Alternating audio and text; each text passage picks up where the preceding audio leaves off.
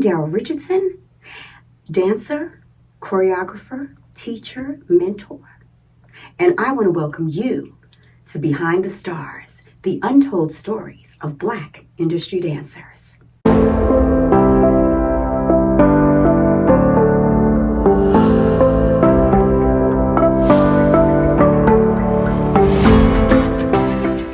Let's have a sneak peek of the 80s on Broadway and stop in at the Minskoff Theater. And then we want to hear one of the cast members tell their untold story.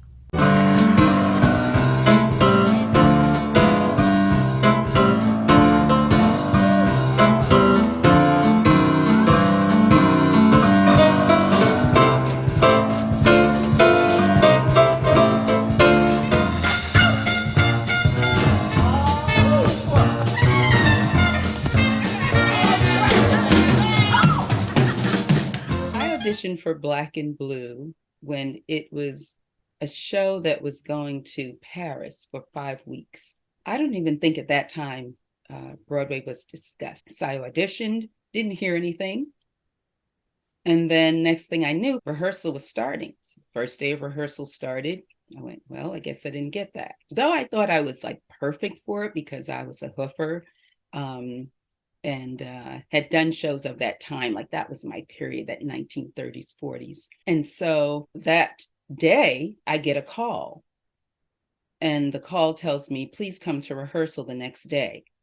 So what I find out later is that everyone came into rehearsal that day, and Hector and Claudio, who had conceived the show, they had also conceived Tango Argentina, said, where's that dancer KYME? Why is she not here? So anyway, they called me, brought me in. Come to find out later that Henry Latang, his wife, who were from that Cotton Club time, and that Cotton Club time, the female dancers didn't look like me. They were all fair. It didn't matter what tone the men were, but they were all very fair skinned. And so they were really stuck in that time. So I came in the end, I ended up being the featured dancer in Paris and on Broadway. And I tell this story because Henry Latang years later did apologize to me.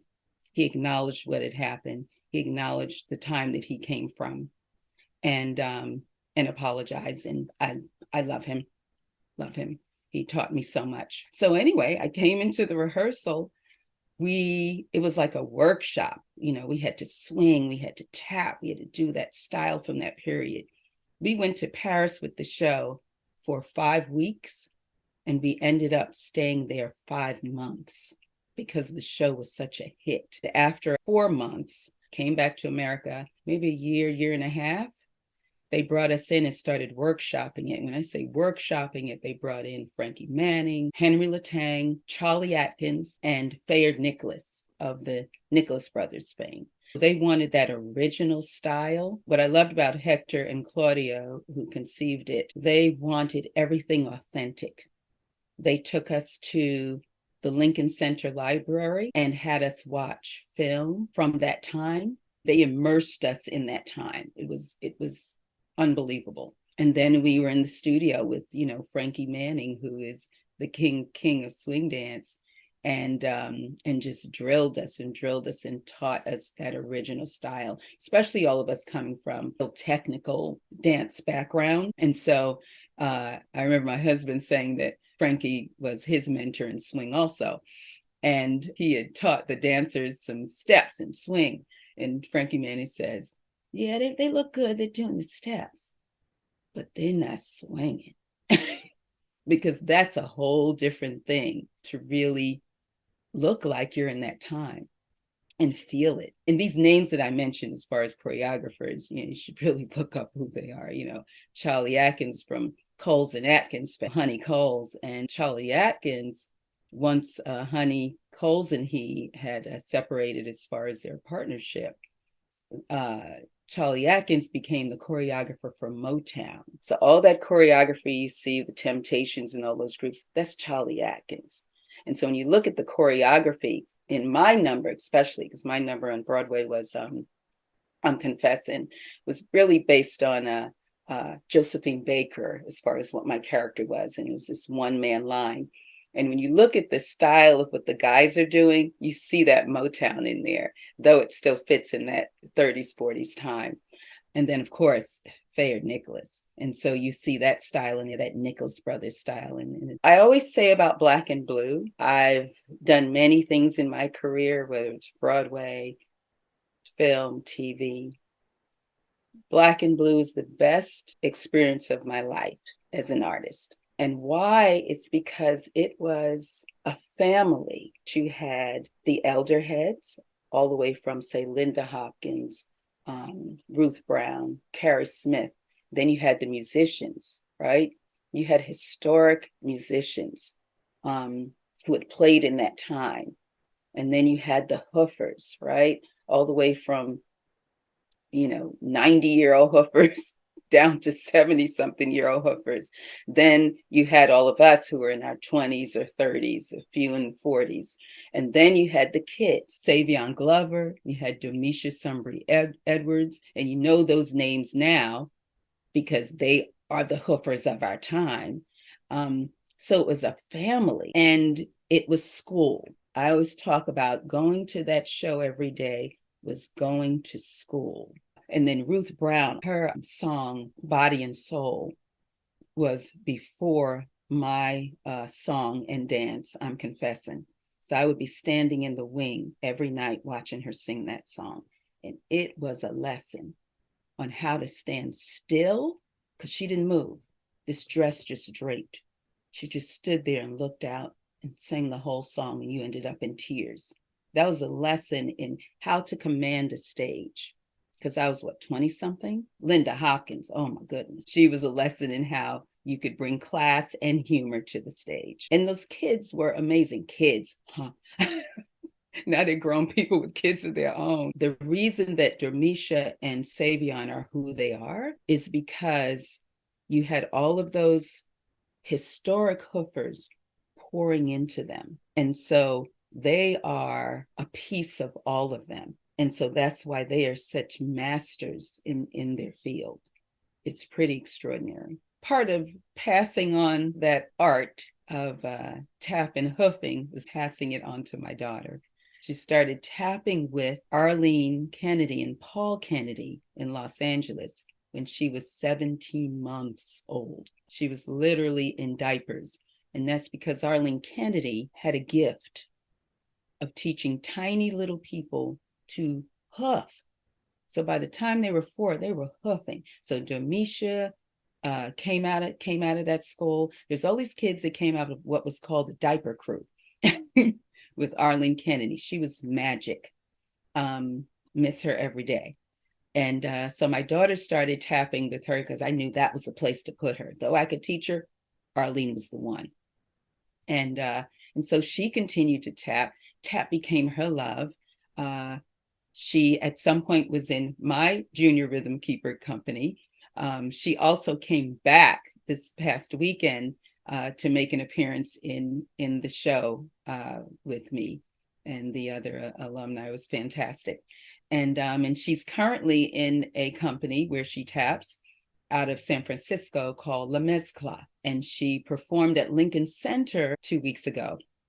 And I went up to New York to see her. So the tradition continues through the family. So I'm very proud of her. There is a pride we both have. This is part of the art of tap, but also the historical connection as African-American women and people, and all of those artists that came before us and all that they had to fight through.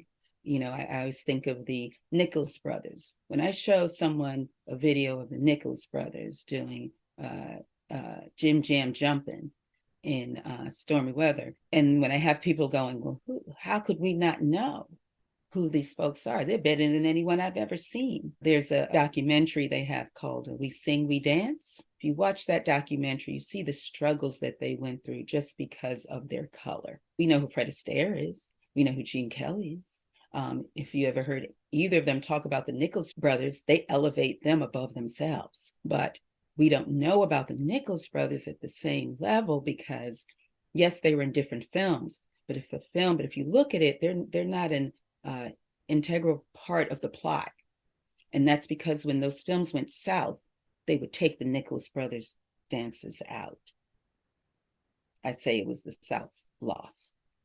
And then when the films were shown in the North, they drop it back in. I thank my mother because she made sure that I knew who I was, especially as a dark chocolate Black woman here in America. I think I talked about the situation with Black and Blue. If I had been another person who didn't know who I was, finding that out as to why they didn't hire me could have crushed me as a young woman. But my mother, I remember as a child, would always go, "Your skin is so beautiful. Your hair is so beautiful." And always pumped me up. And I didn't realize what it meant and started working with other Black women. And they didn't think they were beautiful. And it was foreign to me. I was like, what are you talking about?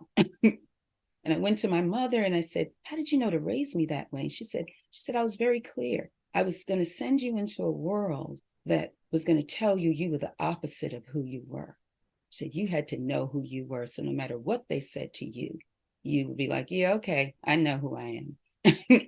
She said, because the images were going to be not you. That moment didn't crush me, and no other moment that came up crushed me, because she also taught me that I raised you so that you would be comfortable wherever you were, comfortable saying hi to the brothers on the corners you pass them, and they'd be fine. Hey, KYME, how you doing? To having dinner at the embassy in France. And at 22, I had dinner at the embassy in France as a guest. And so she predicted that. And so I thank her every day because she gave me the power to be able to navigate through general racism that we deal with as artists, or even our own colorism within our own race, because there is a damage there that we're all working through. And she just had her 80th birthday 2 days ago, and I love her very much. Brava, KYME. What a great story, such a wealth of wisdom, especially for this generation today. And what resonated with me the most is when you talked about the family of Black and Blue and how the elders poured into all of the dancers. Learn from the best, and you will be the best at whatever you do.